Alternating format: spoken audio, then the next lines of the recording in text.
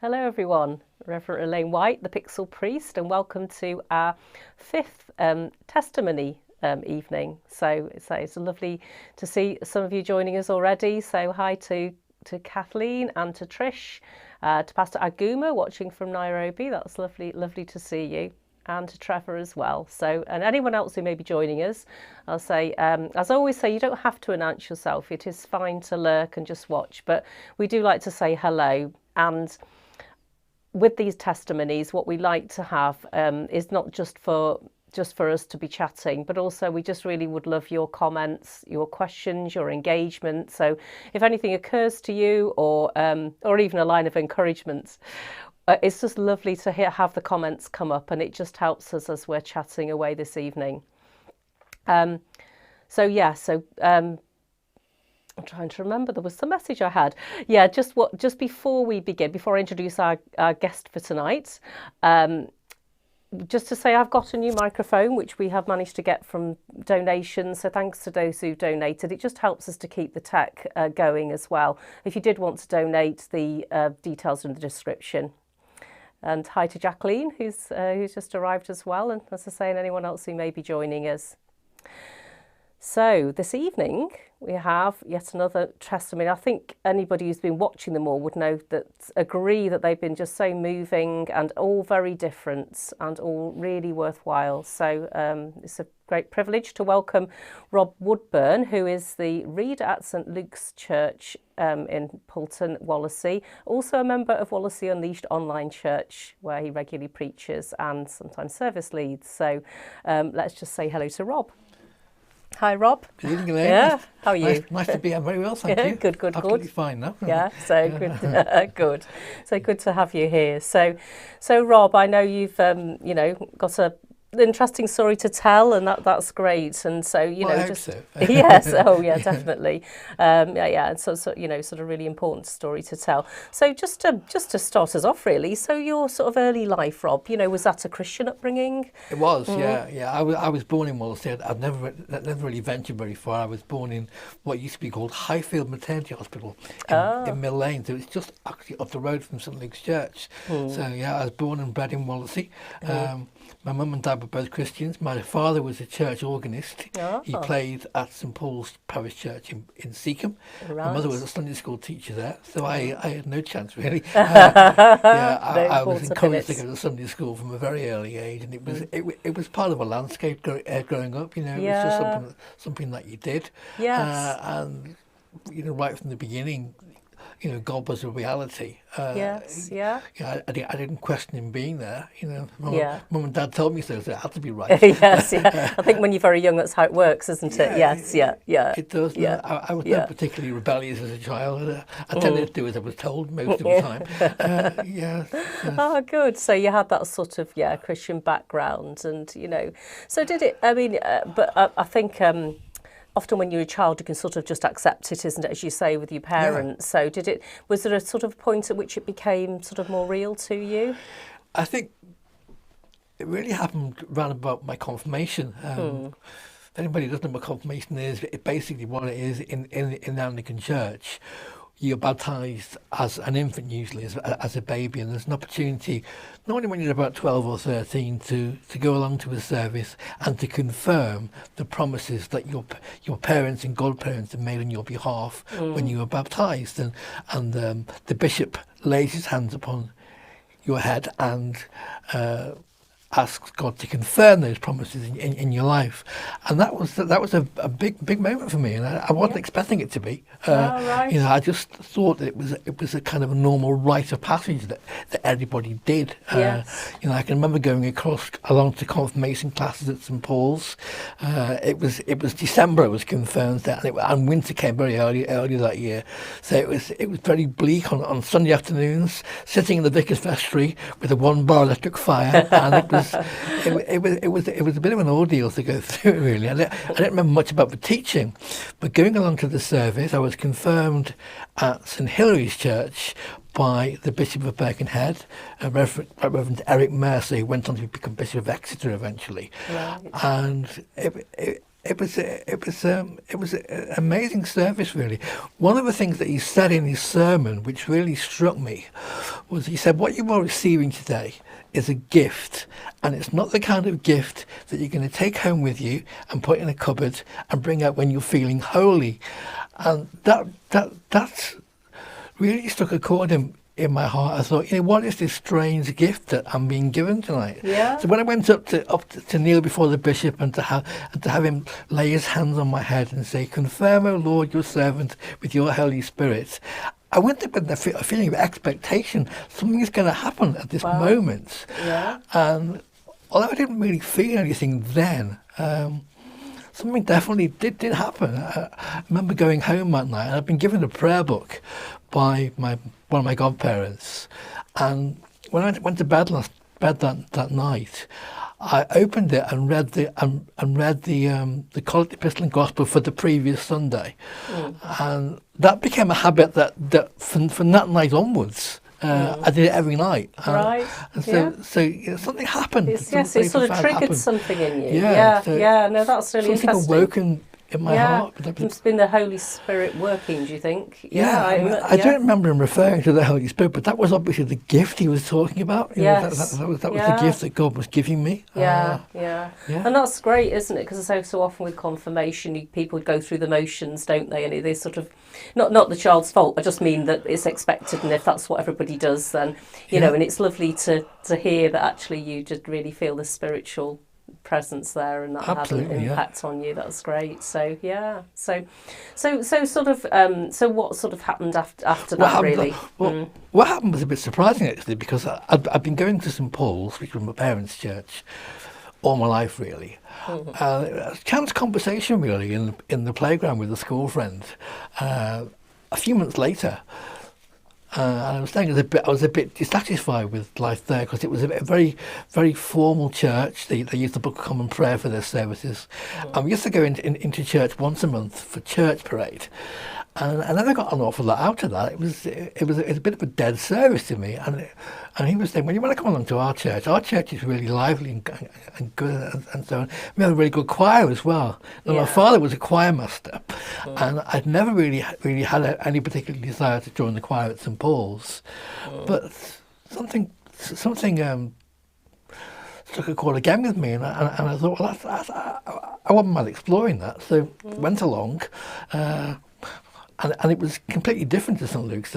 The church was packed for a start. There was loads of people there. The vicar was quite a strong presence, really. He was the kind of old-fashioned vicar who used to know everybody by name, and a lovely personality, and a really warm feeling about the service. So I had a chat with the choir master afterwards, and he said, "Well, come along and have a voice test for me." So I did, and I enjoyed singing. I never thought I was particularly good at it, but I did the voice test, joined the choir, and that was life changing for me. I joined the choir in 1970, and I've been there since. I'm still in the choir now. I still count myself a chorister. That's 50 years later. You sang at my priesting, didn't you? Yes. So yes, I know. I did, Rob's a very good singer. I can vouch for it. You've got a great voice. But so does that sort of help you spiritually as well, being in that church? I mean, is that sort of part of your faith journey? Yeah, it did. Yeah, definitely did. Clive, our choir master, was very, very, very much into Anglican chant and Anglican psalm singing, which I'd never experienced before, but I took to it immediately. I love that even now. And and singing the psalm, I used to sing a psalm every Sunday at morning and evening prayer. So they kind of get inside you. The text, I can recite portions of the Psalter now. Yes, So you learn them off by heart in song, probably more than you would do any other way. Yes, and they kind of get deep into your spirit as well. So that was an amazing experience, and we had a really good choir too. I mean, I think back in the 1980s particularly, we probably had, I'm probably biased, but I think the best choir in Wallasey was at St Luke's in that period. It was great to be part of that experience, really. So did you feel that time God was guiding your life? You sort of perhaps felt guided to that, or? I wouldn't have said so consciously. As I say, I always felt the presence of God was there with me. I almost took it for granted that he was going to be there. Yes, but I didn't really feel any kind of spiritual awakening at that moment. You know, Okay. I love going along to church on a Sunday, but it wasn't.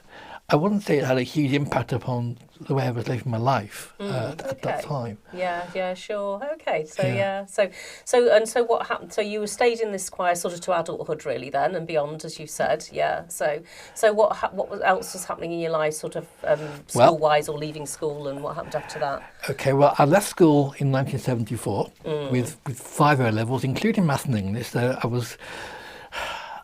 I felt quite well equipped, really, for the real world, although I really wasn't. But I got my first job at Royal Liver Assurance, so working at the liver buildings over in Liverpool. I joined there when I finished school. I worked on the members' services section when I first joined, and that was a big experience for me, really. I hadn't gone on to do A levels. But I felt that my education wasn't really complete. And one of the things that Royal Liver did was they gave the opportunity to do some insurance exams set by the Chartered Insurance Institute. Yeah. I thought, well, that'd be really good to get a bit of a grounding in the kind of industry that I'm entering into. Yes. So I did that. Started doing day reliefs at Millbank Commercial College over in Tuebrook. That was every Tuesday afternoon. We get on my number 12 bus and go out to Tuebrook. And that was actually how I met my wife. Oh, okay. Because Beverly was also working for Royal Liver, and she was also doing these same exams. So we kind of got chatting on the bus, going to and from Tuebrook every Tuesday, and it was. And I felt really attracted to her, although it took me a year to ask her out. So it took a long time to ask her out. But I found out that she was really into ballet. She really liked ballet, and I'd never been to a ballet. So I thought, well, I'd like to go along to one of those. Should be going sometime. And the Royal Ballet were coming to Liverpool, so that was our first date. Went to see Giselle at the Royal Court Theatre. February 1976. So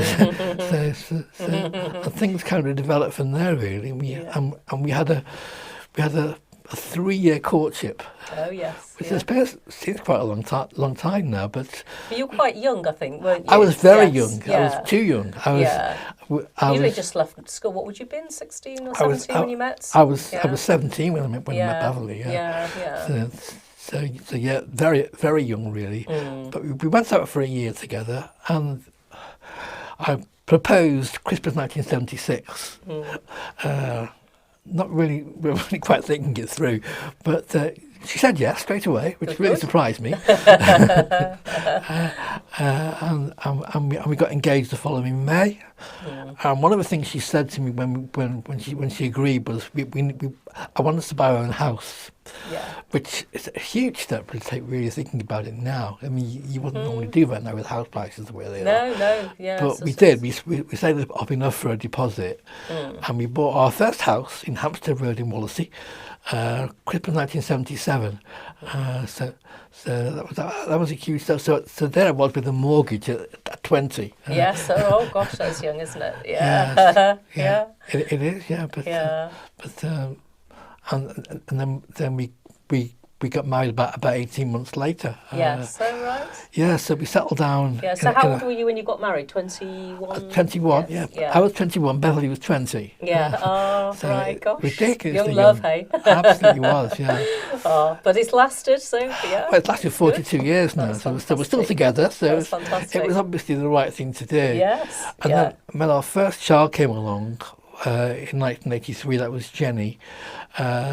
So she was born 6 weeks premature. So so she arrived sooner than we thought she was going to. Yeah, but it was a great experience to go through that and to become a dad for the first time. And then we moved house about a year after she was born to where we are now in Mosslands Drive in Wallasey. Right. And the two boys came along. Matthew came along in 1986, and then Ben in 1992. So there's a bit of a gap between our two boys. Oh, gosh, so it was absolutely brilliant. Yeah. Great. So it was a good time. Sorry, Rob, just to stop you, I just wanted to check chat. So we've got Tom here who says hi, guys. Pastor Gumas, Benson Gumas, listening from Kenya. This is an encouraging testimony. And Trish says when she was younger, the Catholic Church only allowed boys in the choir. Ah, yes. Ours is a mixed choir. Ours is definitely right. a mixed choir. Yeah. No, I didn't know that. She was only boys allowed. Yeah. So there we were with 3 children. Yes. Yeah. But something happened back in the. But shortly after Jenny was born, really, in the mid-1980s, because I had, I suppose you'd call it a further spiritual awakening. Right, okay. Because back in 1984, Billy Graham came to Anfield to do one of his crusades. Right. He was doing a nationwide crusade, Mission England, he was doing that at 84. And I thought, well, I'd like to go along to that. But our church wasn't... So Billy Graham, sorry to stop you, Rob. Would everybody know Billy Graham? He was Billy Graham was a very well-known American evangelist. Yes, he first came to England, I think, in the late 1940s, did a big crusade at Haringey, a big youth crusade at Haringey, and had an enormous impact. Yeah. And he's probably spoken to more people about the Christian faith than any man living, basically. So he had a huge impact. I mean, back in those days, crusade ministry was huge. You know, they were filling football stadiums with huge crowds of people. It's amazing to think now, isn't it? Yeah, I mean, I do remember that as well. Yeah, that he was. The crowds were flocking to him. Yeah. That our church was going to see it. He was there for a week, but they were going one night, and I couldn't go on one night, but our church was going. But I had a friend at work. His name is Colin Orr. He's now lead pastor at King's Church in Birkenhead. Right. And their church was going every night. So I managed to get a opportunity to go on their bus. And that was an amazing experience too. I stood on the cop. Now I'm an Everton fan, so I never thought of standing on the cop. How did you manage to do that? Yeah. I know. But you almost didn't go. That's the one and only time I've been on the cop at Anfield. But he has this procedure where he gives quite a long talk, about an hour usually, and then he invites people to make a commitment to Jesus and to actually step down onto the pitch and do that, to make a public commitment to follow Christ. Okay. Now, I'd already been baptised, confirmed. I was in church every Sunday. Yeah. So outwardly, I felt I had no need to do that, but his message was so powerful. He was speaking on the rich young ruler in St. Mark's Gospel who came to Jesus and said, "What must I do to be saved?" And Jesus says to him, "You must obey all the commandments." And the man said, "Well, I've done all that since my youth." And then Jesus has compassion on him and he says, "One thing you lack, you must sell everything you have and follow me." Yes. And St. Mark says, but your man went away sad because he had many riches.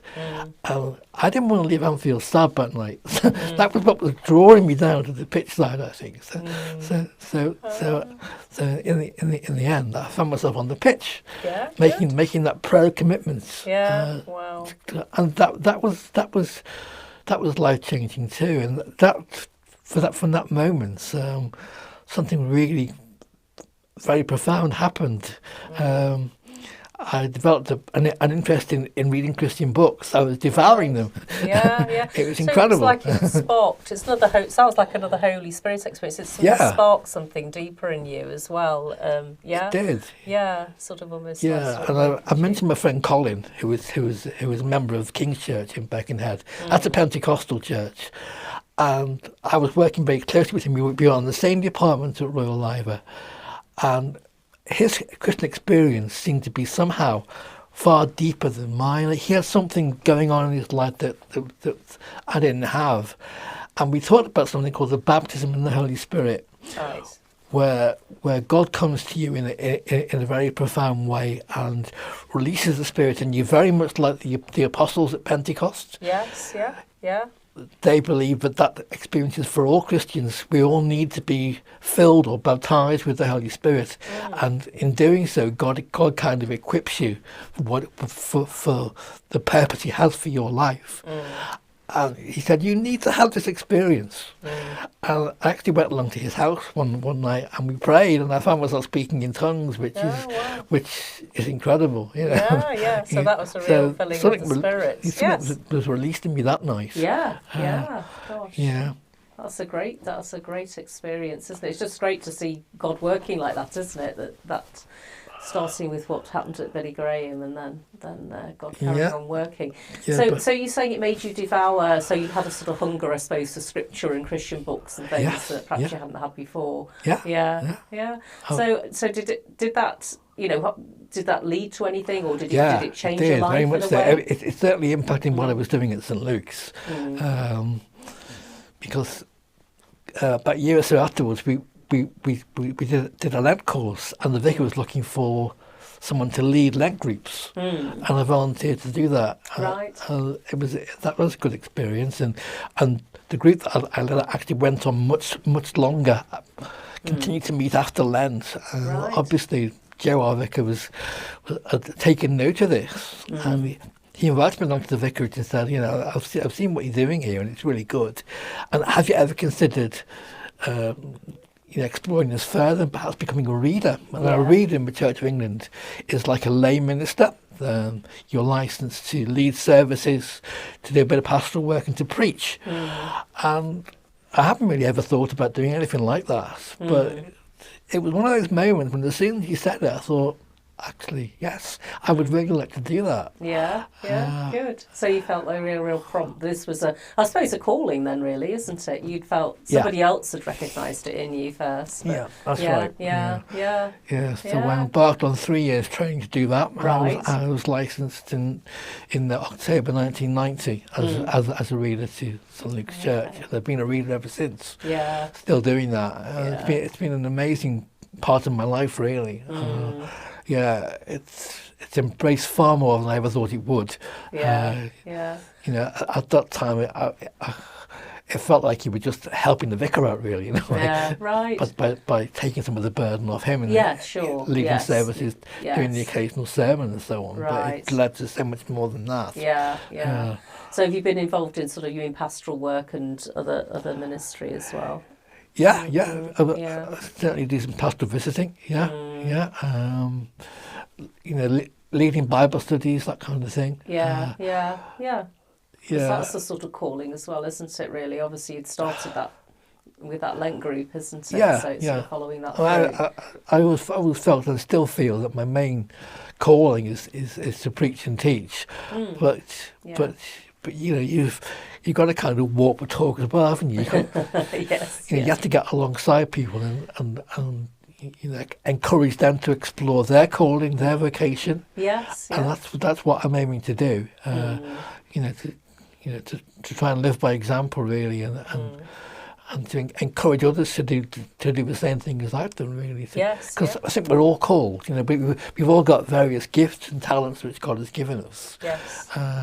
Absolutely. And God needs anybody on board. He does indeed, and sometimes people just need that word of encouragement or somebody to recognise, isn't it, as somebody did for you, because I think that's happened for me as well, to recognise that you've got a gifting and, so, have you ever thought to do something? So that was a good part of your life, really, spiritually, and family life as well at the time. Happy family life. Things were going well. So and I know there was up ahead, a hard time coming up ahead. There was, very difficult. So you. I know there's something. There's obviously difficult, isn't it? Something when everything seems to be going so well. And things were going well, and we were very happy as a family. The kids were growing up. Jenny left school with very good A levels. She went on to study politics and international law at Aberystwyth University. Wow. And actually, all my children end up in Aberystwyth. We're like sheep. Right. The one goes, the rest follow. Oh. But she met her future husband whilst she was studying for her A levels. Right. And I can remember the Christmas after she started university. her boyfriend Chris came to see us over Christmas, and he took me aside in the kitchen and he said, "I've got something to ask you. I want to ask for your daughter's hand in marriage."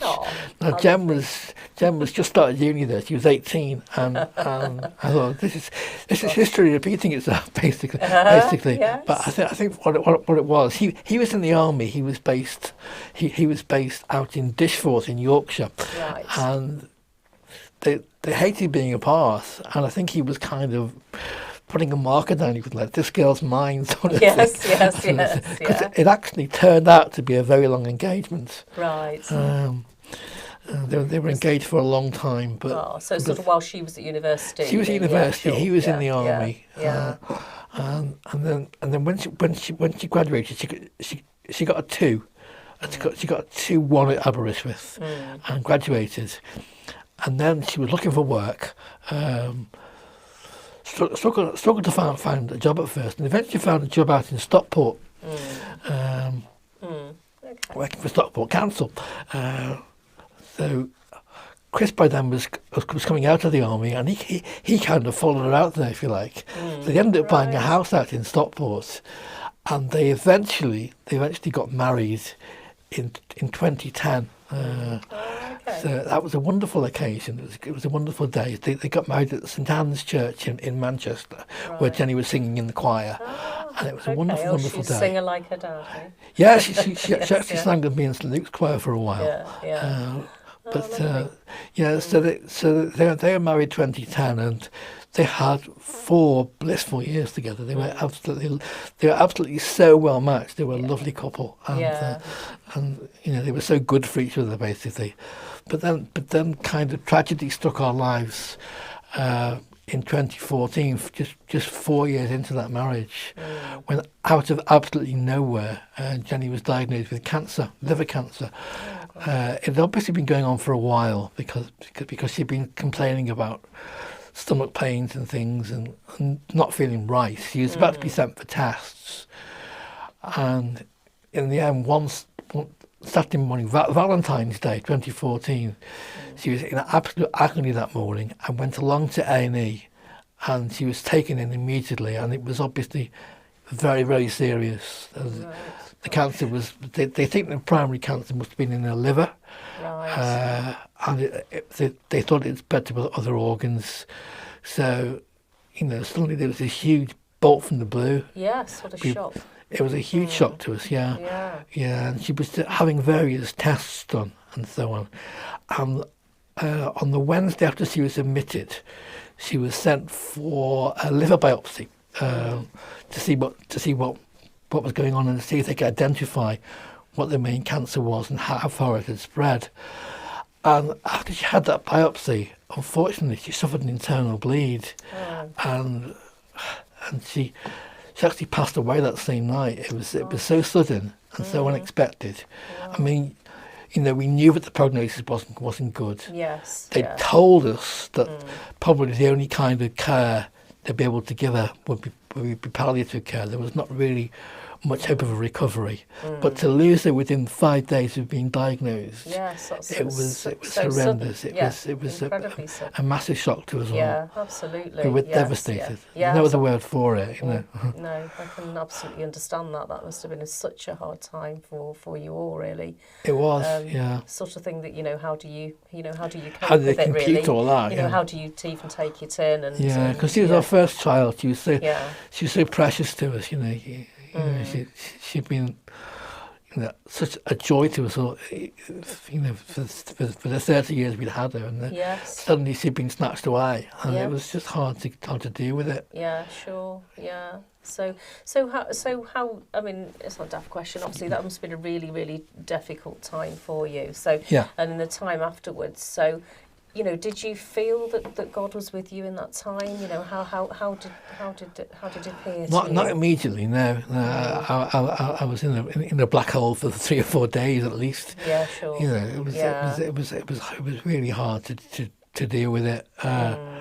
I did start reading the book of Job during that time. I turned to that book, and because I thought, well, here's a man who went through through, far more devastation than I've been through. Are there any lessons for me in this book? And I got to the end of the first chapter where Job's wife says to him, well, why don't you just curse God and die? And Job says, well, the Lord has given and the Lord has taken away. Blessed be the name of the Lord. And I could kind of buy into the first part of that. It's God's right. God gives life. God takes away life, and He is sovereign in these things. It's not for us to question the whys and the wherefores. But it was really hard to say, "Blessed be the name of the Lord." Yes, it was incredibly hard. How can you bless God in a moment like that? But the following Sunday, we didn't go to St. Luke's service that Sunday. I didn't want to be in my own church, because I was still sort of lost in grief and devastation, really. Yes. We went along to St. Hilary's church, which is a parish church, right, just up the road from where we live. And the very first hymn that they sang that morning was a Matt Redman song called "Blessed Be Your Name," and it talks about God being present in the good times and the bad times. Yes. And that line, "You give and take away, the Lord gives, the Lord takes away," was actually in the song. Yeah, wow. But I mean, the main title is "Blessed Be Your Name," twice, and I found I was singing that without even thinking about it, and doing so. It kind of it almost felt like a key turning in a lock. Right. And suddenly I got a sort of slight illumination about what was going on and how I was going to deal with it. It really comes down to trust, really. Can you trust God in the darkest moments of your life? Can you say, I don't understand what's going on here, Lord, but I trust you. Yes. I know you're here with me in this. Yeah. And that is praise, isn't it? Which is, sort of, blessed be your name. It's a sort of praise acknowledgement, isn't it? That you can trust him. It's all about trust, Yeah, because that song says, you give and take away, my heart will choose to say. Yeah, it's an act of the will. Because yes, an absolute act of will, isn't it? It's an act of the will to trust God in the dark times. Yeah. Wow. And suddenly I was able to not exactly understand, but I was given the grace to get through the next days, because we still had the funeral to face. Yes, And I'd offered to do the eulogy at the funeral, which thinking about it now is a huge thing to do. Brave. Very brave. Yeah. But I was so glad that I did it, because Jenny was such a blessing to us, and I could reflect upon her life and all she did, because she died at the age of 30, but she'd packed in so many things into her life. Yeah, and as one of the people who knew her best, you want to be able to say that, don't you? You want others to be able to hear about what an amazing person she was, and what a wonderful life taken from us far too young, but nevertheless she'd lived an amazing life. Yes. One of the things she did after she graduated was she did a walking tour around Europe with her best friend. Oh, they went all over the place in Europe. Wow. Went to Prague and Scandinavia and all kinds of places. Good.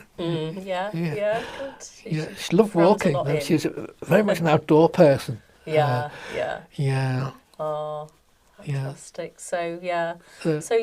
That sort of helped to sustain you, those messages, if you like, from God, I think, really, in terms of helped you to see how you were going to manage this, or that he was going to be the one that you could still trust. That is it's an enormous realisation, isn't it, that you can still trust him, even in that really, really dark times. Yeah. And I mean, to me, she's still with us in a very real way. There's not a day goes by when I don't think about her. No, sure. She was such an enormous part of our lives, and it's hard to let it go in a way, but but we had to do so. And just know that she's with him. But so that does that sort of. So in these hard years, I suppose, since, have you sort of felt that God's with you, that and you've trusted him? Have you felt that he's sustained you and your family through this really dark time? Yeah, very, very much so. I mean, one of the things that God really, really confirmed me during that time, we took a long time to decide to scatter Jenny's ashes. We knew Yeah. we knew where we wanted to do it, because she spent 3 years at Aberystwyth University and loved it there. So we said, well, we'll go down to Alba and we'll scatter the ashes there. We'll do it on her birthday. So 3 years on from when she actually died, we finally went ahead and did it. Mainly for my son-in-law, who couldn't face it until then. Yeah. But so we went to October, her birthday is. So we went down to Aberystwyth in October. Very bleak Sunday morning on the seafront, and you had to do it at high tide. And went down to the edge of the tide. I read a portion from one of her favourite books, said a brief prayer, and then we scattered the ashes on the edge of the tide. And as we looked up from doing that, there was this most amazing rainbow in the sky. Oh, there we have it. There we have it. It was a full rainbow. Magnificent, isn't it? And it was also as if in that moment, you know, God was saying, "I know what you're feeling. I'm here with you. Yeah. Jenny's safe Wow. in my presence, and you know, don't be anxious." And It's God's promise, isn't it? God's that promised the rainbow, isn't it? Yes, yeah, it's God's promise that He'll never leave us, and Yeah. that's wonderful, isn't it? And you very rarely see a full rainbow as well. It's beautiful. Yeah, yeah. That must have been a really moving moment. And it was just the timing of it, really. At that very moment, it suddenly appeared in the sky. Yeah. Oh. So I've got that on my computer now as my screensaver. Yes. Yeah. Oh. I see it every time I turn my computer on. Yeah, so you got God's promise there. That's lovely. Yeah, that's fantastic. And Tom Massey says he understands how you feel, Rob, having been through it himself. Yeah. Oh, thank you, so, Tom. Yeah. Yeah. Yeah. So, Yeah, but I mean, it did hit me hard. By now, I'd moved on from Royal Liver. I was made redundant there in 2000, but very, very blessed to get a job with British Telecom. all right. And right at the very beginning of the kind of broadband rollout, when fast broadband was suddenly becoming a reality, I got in on the ground floor of that, really, and it was an amazing experience. I was there for 14 years, Right. and really watched broadband explode over that period, Yeah. and Yeah. changing all our lives. And Yes. you almost felt like you were doing pioneering work in a way. Yeah. Oh. But it became really hard after Jenny died, because it was quite a stressful job, and from very small beginnings, this thing was just exploding, and everybody wanted faster and faster internet, and they were renewing the whole network to cope with it all. So that was really hard. I was doing something called cease and reprovide, which is it's actually ceasing people's existing service, giving them a new service, and that was always very tense, you know. And it was being done on a large scale, mass migration. So it was a very stressful job, and I felt after Jenny died, I was finding it really hard to cope with. And Yeah. Sure. suddenly the opportunity came along to take early retirement. And by now I was 58. Our mortgage was all paid off. Yeah. So I thought, well, you know, I feel like I need to move on from all this. Yeah. So I made that huge decision to take early retirement. Yeah.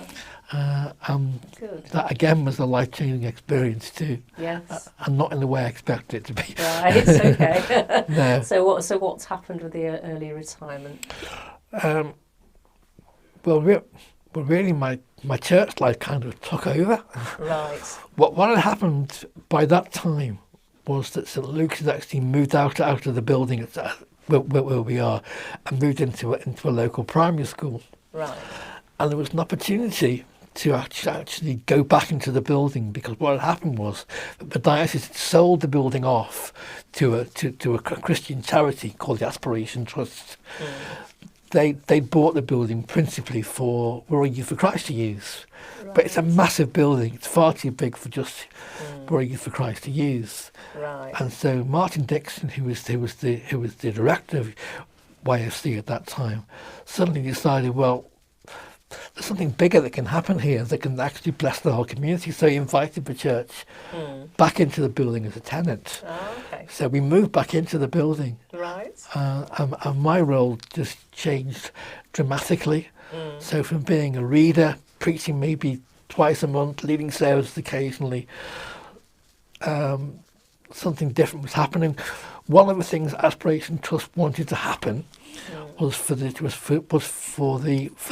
have a coffee bar actually in the church, which could be used as a means of outreach into the community. Yeah. And Peter, our vicar, very much wanted to do that. He was keen to have that in place, but wanted it to be separate from the church. So we set up a community interest company to have this cafe. And he asked me whether I'd like to be a director of the CIC. Oh, okay. And I just retired from work 3 months earlier, so I thought, well, I need something to do. Yes. God's calling you in a new direction. Not knowing what this would lead to. Yes, yeah. I took this on as well. Yeah, wow. So that's been a great blessing, actually. Yeah. It's been really God tough. knew what he was It's doing been really tough to make it work, because starting a part of that from scratch, it's a huge challenge. We just about got to the point where we were breaking even when the pandemic hit. Right. Last year. So now we don't quite know what the future holds for us, but we're just about to reopen again next month. So right, okay. please do So pray we'll for pray us. Pray for that. Pray Yes, for definitely pray for that. Inspire Coffee Bar. Yes, we will pray for the future of that. So you've got involved in that, and probably more ministry as well. And you're part of Wallasey Unleashed Church as well. So different things have been happening, haven't they? God's opening different doors, as he always Very does. much. So I'm very much involved too in churches together for Wallasey. I represent St Luke's on the committee of that. And we're very keen, very anxious to see churches working together to further the gospel. Yes. Across the community. Yeah. So I'm very much involved into that as well. So lots I'm a there. busy man these days. God has I don't feel very retired. No, that's often the way, isn't it? Obviously, God has plenty of things lined up for you to do. So no, that's good. And that's my story, really. No, thank you. That's up to date. Yeah, it's a great story of faith, isn't it? Faith journey, and also of God really working powerfully in your life through terrible circumstances as well. Yeah. But every step, God's been present, and He's always shown up, even in the darkest moments. So. Yes, I think sometimes in the dark moments we can't see he's there, but he's sort of even more there, I think, in my experience as well. Yeah. It's just, no, that's a great testimony to God working in your life, Rob. So thank you for that. That's great. Thank you. So I think at this point we'll see if Alex is going to say hello. Hi, Alex. How are we doing? Very well, Rob. Very well, thank you. How are you? Can you hear me? Just about, you're a bit faint, but carry on. Okay. So I'm going to move a bit closer on my mic then. So you were born in Highfields. I was, yes, that's right. I was born in Highfields. Oh, wow. Yes, believe it or not. Everyone says, you're not from round here. No, I was born in Liscard. That's where it was, wasn't it? Yeah. It was, Mill Lane. It's not there anymore. Yes, I thought, So that was quite interesting. And also, you're a true blue, and you kind of had a fairly faith commitment at Anfield. That's all right, is it? How mad is that? Well, it just proves that God has a sense of humour, you see. That's what I was thinking. It made me smile when I was listening to that. I thought, that's definitely right. It was normally I've got loads of questions to ask, but I think your testimony is very obviously hugely powerful, and I was holding back some emotion there. That was I'm not surprised. I mean, Tom introduced himself and said hi guys, and I'm sort of feeling a bit now. It's when he was talking about Laura and you were talking about Jen, and I'm like, the things going through my mind is, of course, it's your first child, it's a daughter, and you kind of think. I mean, I did have the question when Chris asked if it was all right if he could marry Jen you didn't actually answer. Did you actually say yes? It's okay. I did. Yeah, right. I was very taken aback. Yeah. But Yes. You told the story, but you didn't actually say. I said no. I said yes. No. Okay, but it must have been interesting. They were just so deeply in love that it was. It was interesting. I mean, it's interesting, isn't it? Because I think when you got married, and was it Beverly? Did you say your wife's name? Beverly, yes. Yeah. That when you got together, you were both 20, 21 sort of stuff, and that was quite great. And you were seeing this time of history repeating itself, and that must have been quite endearing. But I mean, what can I say? I mean, the difference between yourself and me is you've had a lifelong faith, and even with that, you know, when you're hit that hard, that must shake your faith. I can't, you know, but it seemed powerful that you didn't go to St. Luke's and then you went to St. Hilda's. St. Hilary's, yeah. St. Hilary's, sorry. Yeah. Went to St. Hilary's, and then, you know, you then went on to like start reading the Book of Job, and I thought, that's a bit of a. I'll tell you what, I'm going through crisis. I'm now going to read about a bloke's crisis, you know, in some sense. And I thought that's interesting. And I'm trying to think what it was that you said. It was like it was about trust. I think partly in the song that you heard. And I think the thing for me is that what else can you do? What else can you do? I mean, what is the alternative? Well, that's for me. Yes, there's two options really, isn't there? You can either go with God in it, or think, well, God don't want anything more to do with you. Basically, you've destroyed a very precious part of my life here. And I'm sure there are people who do that. You know, who turn their back upon God completely and walk away from faith. And you can kind of understand it. And I guess I mean, I've not suffered bereavement, so I'm not an authority like you, or even Elaine for that matter. She's been through similar circumstances with her first husband, but. I've not been through that, but I'm kind of I do a lot of emotional speculation about how things might be, and you know, I think that those sort of things again with same with Tom when he had to go through the same problems, the same bereavement with Laura. You know, that just must smash you, absolutely smash you to bits. And I think I was interested because of course you've had such this lifelong faith. Is how that held the family together. Did you if you don't want me asking, did you find that that was difficult with the boys and Beverly? It's been very hard with the boys. Yeah. The boys sadly haven't really engaged with faith since that day. You know, they feel that their sister's been taken away from them, and we don't understand why. And you know, lots of people I know are praying for them. So I've not given up on the returning to the fold. And they're lovely guys. They're lovely guys too. They are such a support to me and Beverly. My oldest son Matthew is down in London. He's down in Woolwich, but he phones every weekend. He's always there for us if we need anything. And my younger son Ben is still in Wallasey, and he's always making sure we're okay, you know, looking out for us. Right. So they both had a strong Christian upbringing. They've been to Sunday school, and they've both been baptised, confirmed. They've been through it all. So to me, if you give them that grounding, you never completely lose it. No, and I don't think he'll let them go. You know what I mean? No. He doesn't let go, does he? We know he won't let go. I mean, it's interesting because, again, from my own experience coming to faith later on in life, I think of people I know, like relatives who I know that have been brought up in the faith and then have kind of walked away from it. And that's often happened, I think, in late teenage times, you know. And you didn't do that either, you know, which is, there's no prodigal son in you. I haven't there's no evidence of that in your testimony, which is quite powerful as well. And I guess for the boys, Matthew and Ben, because of taking such a hit like that, and of course this is their elder sister, which they would have looked up to in such a massive way, you know, I think of my older brother and my older sister as well, and you think these are the people that have shaped your life, because there's a slight difference between that, you as a sibling versus a parent. Yes. You know, there's a different kind of connection there, and Yeah. you know, you look up to your older brothers and sisters and stuff. You and do. what Yeah. they do, yeah, they There's a- teach you. So There's a very strong bond between the two eldest ones. yeah. Yeah. Do you think that brought them together?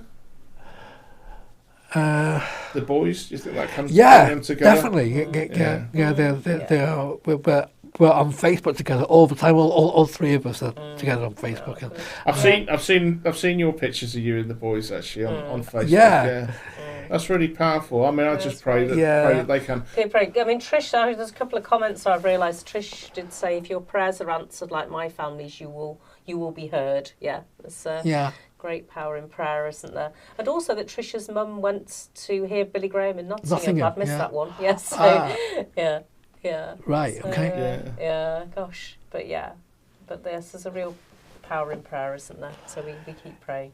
Yeah, I mean, I know God works amazingly well in your life, Rob. And it's interesting that since your retirement, which actually I think is a blessing as well, it's the fact that that's enabled you to grow outwardly in your faith. I mean, I know for a fact, and I'm always singing praises about your sermons, because your sermons are outstanding. Oh, they really are. No, they are.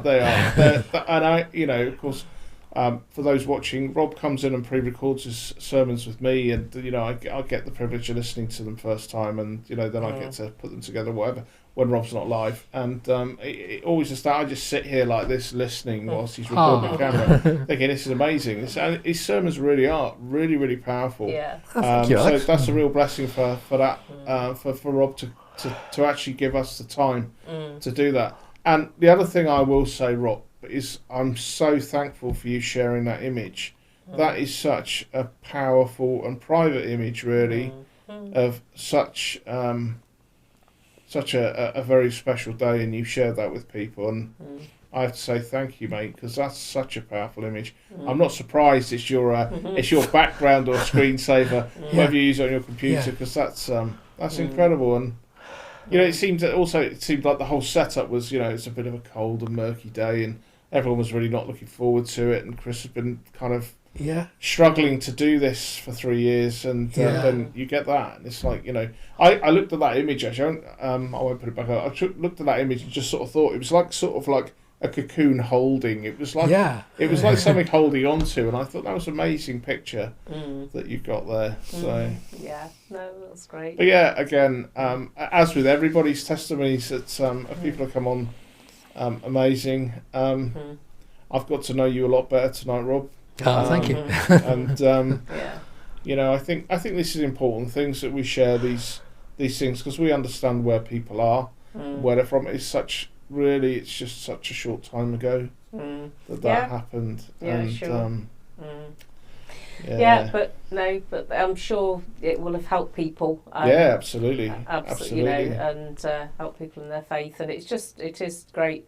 Because it's a brave thing, I think, to share your testimony online. Absolutely. It just is, isn't it? And that's all there is to it. It is a very brave thing to do. Yeah. But I just think it helps. I'm always helped by people's testimonies, because there are points of connection, aren't there, where you think, oh yes, I can empathise with that, or I think I find maybe it's me. I don't know. Maybe other people might be feeling the same way I do, but sometimes I'm just astonished and gobsmacked, really, that I can hear how God works in people's lives.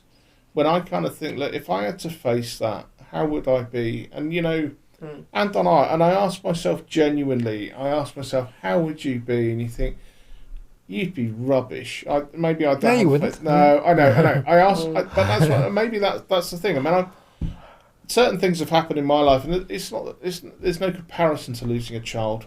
Certain powerful things happened in my life, and He has sustained me. But I just question it when I listen to that story, or those stories like yours and the previous people in testimonies like that, it's such a difficult thing, and you kind of think, ooh. But then I see the power of God working in you by your testimony, and you think, it's just affirmation, and it's just like, that's what I'm saying, like, what else can you do? What else can you do? What is the alternative is the thing I thought of, and I thought, look, here you are, hypothetically, here's somebody with no faith. I think, how bad is that to go through on your own? That's one thing. And here's somebody who, with faith, and yes, it is terrible, but how bad is that to go through on your own? So it's either way. It's like, you know, to have the sustainment of God in that is I couldn't conceive of it any other way since becoming a Christian. I think, how do I deal with the most problematic things in my life? And I do it with God. I do it with God, and I do it with my wife, and that's it. We work those things out, and you know. Good for you, Rob. Good for you, mate. Thank you. Yeah, It's really no, good. well done. Thank you. I'll let you guys go back and finish up. Okay. Yeah. So I think so big thanks to Rob. Thank you, Elaine. I think it's been really appreciated. Thank you Yeah, so much. And and we have another testimony next Wednesday. So and so they've all been different and all been powerful. So we really look forward to seeing you all again. And if there is anybody listening or watching who feels prompted to share their testimony, please just get in touch with us. We'd love to hear from you. It's always great to hear stories. And But in any case, God bless, and we will see you next week.